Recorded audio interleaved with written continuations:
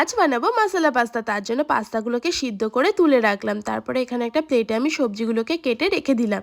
এখানে একটা প্যান বসিয়ে তাতে সাদা তেল গরম করে তাতে আদা কুচি, রসুন কুচি, কাঁচা লঙ্কা কুচি দিয়ে ভালো করে নাড়িয়ে চাড়িয়ে নিয়ে তারপরে দিয়ে দিতে হবে পেঁয়াজ কুচিগুলোকে। সেটাকেও ভালো করে ভেজে নিয়ে টমেটো কুচি আর ক্যাপসিকাম কুচি দিয়েও ভালো করে ভেজে নিতে হবে। তারপর স্বাদ মতো লবণ, হলুদ গুঁড়ো, লঙ্কার গুঁড়ো দিয়ে একটু নাড়িয়ে চাড়িয়ে নিলাম। তারপরে দিয়ে দিলাম সয়া সস আর টমেটো কেচাপ। সেটাকে দিয়ে ভালো করে ভাজা ভাজা করে নিয়ে তারপরে সিদ্ধ করে রাখা পাস্তাগুলোকে দিয়ে পুরোটা একসাথে মিশিয়ে নিতে হবে।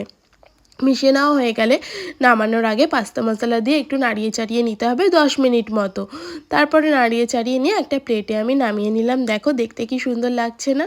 আর খেতে কিন্তু দুর্দান্ত হয়েছে। দেখো খেয়েই বলবো কীরকম হয়েছে। আমার রিয়াকশান থেকে বুঝতেই পারছো দারুণ হয়েছে।